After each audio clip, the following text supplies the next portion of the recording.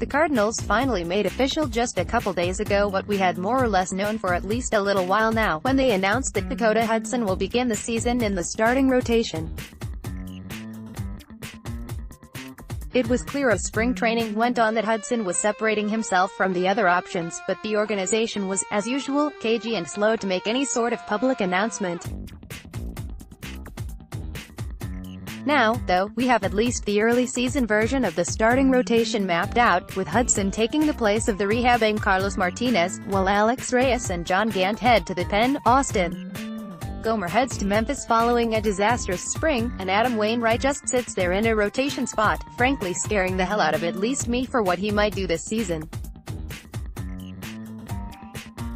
It shouldn't really surprise anyone that Hudson is in this position, though admittedly it was a bit of a surprise, one might even say a spring surprise, just how good he looked throughout training camp.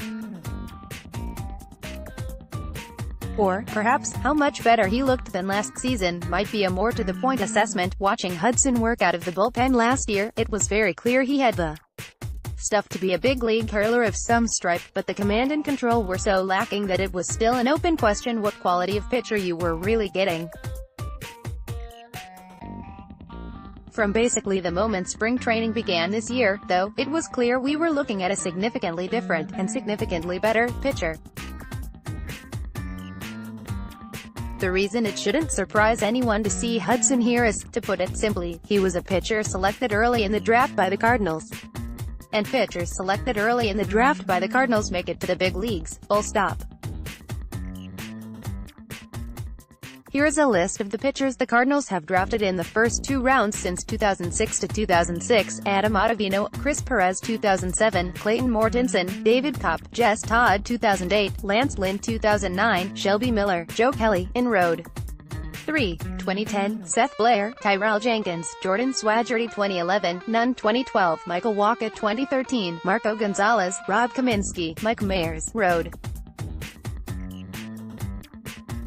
3, 2014, Luke Weaver, Jack Flaherty, Ronnie Williams 2015, Jake Woodford 2016, Dakota Hudson, Connor Jones 2017, Nunn 2018, Griffin Roberts. Now, obviously those aren't all hits.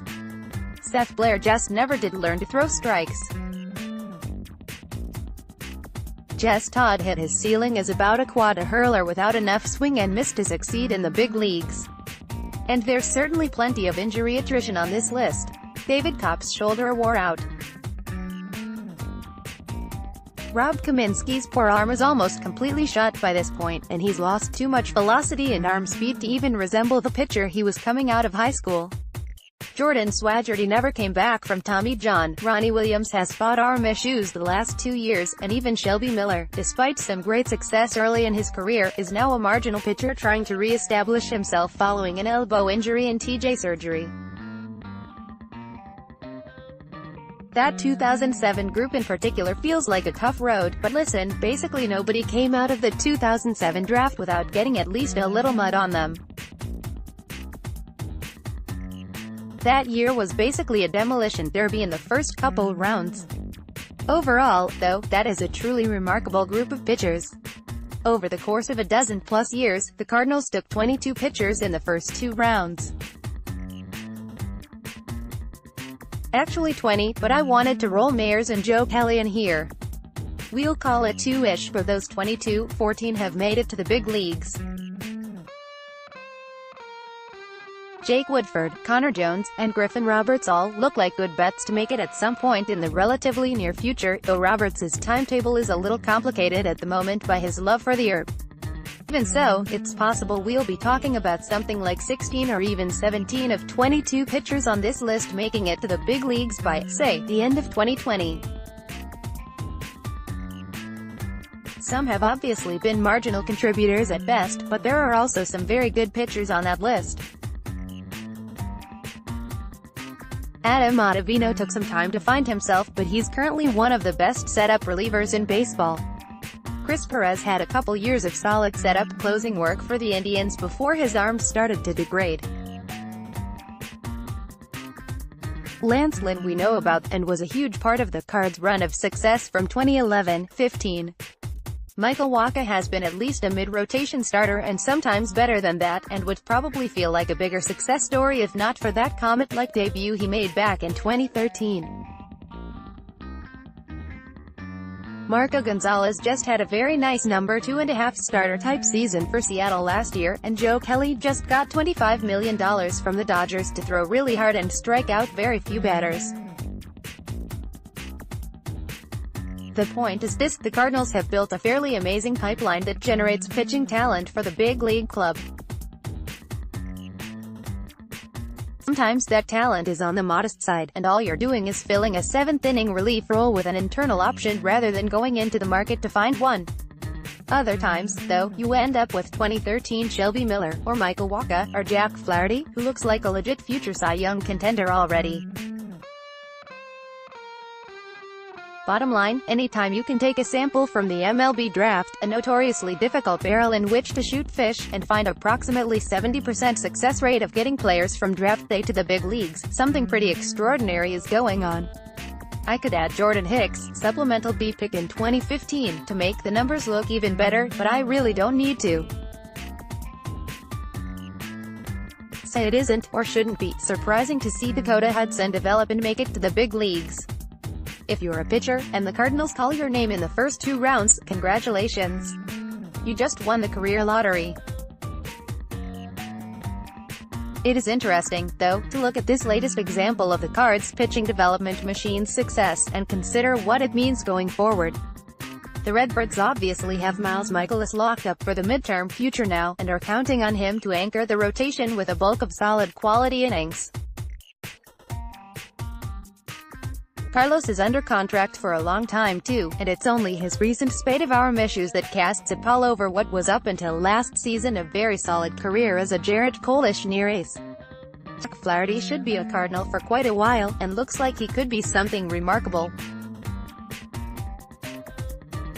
So that's 3 rotation spots likely spoken for, although obviously the health of Martinez is a question mark. But if we believe that Carlos is not permanently broken, and for the purposes of this column let's pretend we all believe that, okay? Then you should be looking at a relatively stable trio of pitchers sitting atop the rotation for the foreseeable future.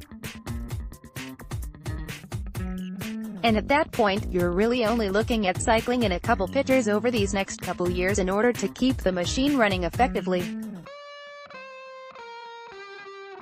Essentially, Dakota Hudson is the reason the Cardinals can probably let Michael Wacha walk after this season, rather than doubling down on a very talented but somewhat injury-prone starting pitcher. Lots of clubs would love to be able to sign up for the Pac-Man experience, chronic shoulder worries and oblique strains and all, but the Cards can afford to play out the string of his club control and then, in all likelihood, thank him for his service and advise him to watch that door on the way out. It's an ass hitter if you aren't careful. And in a lot of ways, that's a very good place to be. Dakota Hudson is also the reason the Cardinals didn't feel pressure this offseason to go and invest a big contract in Dallas Keuchel.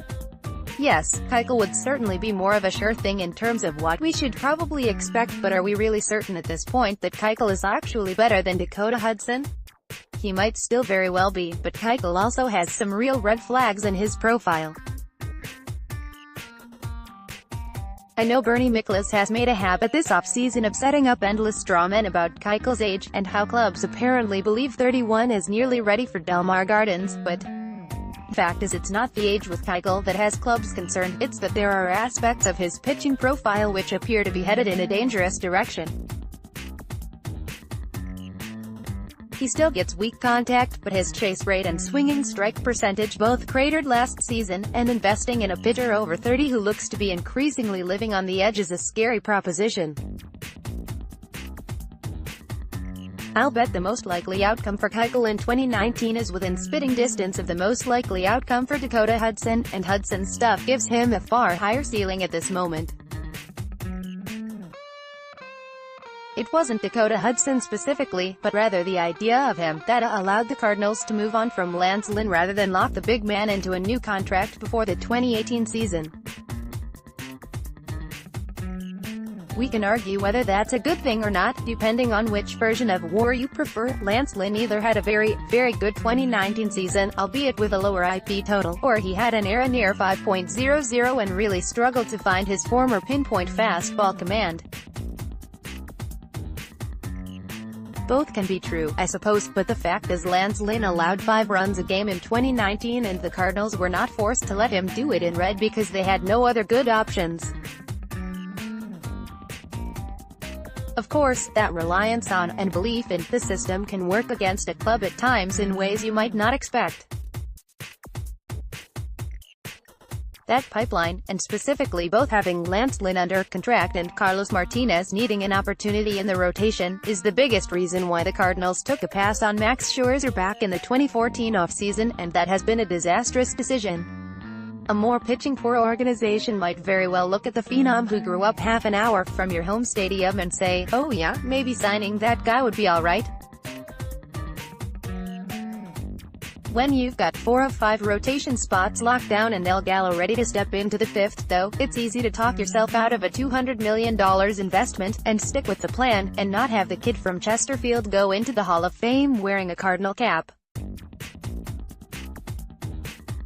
Instead, Scherzer will enter Cooperstown with a W on his hat, and it's going to suck. But at least you didn't have to make any hard decisions to open up a spot with a trade back in 2014, right? It seems to be a running thing with me this off-season that basically none of my columns have any definitive answers, or one single point of view I can stick with. I feel like it's a reflection of my overall ambivalence towards certain things about this organization in general that has been growing since right around the time of that Scherzer non-signing, when the golden boy from St. Louis asked to come home and was told nah, we've got plenty of pitchers. For every brilliant positive the organization has going for it, I can find a flip side, a paralyzing fear of commitment or failure, a stubborn refusal to extend, a frustrating something I can find that bubbles up in my mind and my writing, leaving me with columns I cannot comfortably finish up with a hard stance either positive or negative. Actually, I can say the recent Paul Goldschmidt happenings are unequivocal positives, and that's all I have to say about that. Even if we might want to debate the merits of Goldie versus a Bryce Harper, the fact is the Cardinals made a decision, and then made it happen, in pretty dramatic fashion. I have to applaud them for that, and no doubts or megrims will be allowed. But as for Dakota Hudson, and what he represents, and what it means for the organization, I can only say that it is definitely a positive to have players like him coming through the pipeline, continually replenishing the talent base of the team, giving them options and flexibility to move on and more forward. I might have concerns that it would perhaps be better if the organization occasionally found itself in more desperate straits, and was thus forced to push harder, push further, and take bigger risks for bigger payoffs, but at the same time bigger risks can also just mean bigger losses, bigger failures, and that's tough to swallow as a fan of a team that never allows disasters, and never gives us a September without drama and meaningful baseball to watch. It's not even a sure thing Hudson will be with the big league club all that long. It's possible Carlos is back and ready to go in May, and Waino is holding his own, and Hudson ends up one of baseball's best 6th starters. But I tend to think we'll see Dakota most of the season in one fashion or another, seeing as how there are some real question marks in the rotation he could help to replace with periods, or even exclamation points. And then next March we'll probably be talking about Alex Reyes finally stepping into the rotation. Or maybe a Ryan Helsley or Genesis Cabrera or Jake Woodford are ready for a spotlight, and ready to fill a need. It's worth noting, in any case, how remarkable it is that the Cardinals need a Dakota Hudson right now, and just happen to have one ready to go. And that is a huge, huge part of why the Cardinals are so very special an organization, albeit one that occasionally frustrates its fans by pulling a Dakota Hudson out of the bag when they need one, rather than going out and buying a Dallas Keuchel, or deciding a Lynn or Michael Wacha should really be kept around, maybe with a fresh coat of paint or something. After all, it's only a couple dings and dents, and you don't have replaced them. But it's nice to always have a Dakota Hudson ready to go all the same.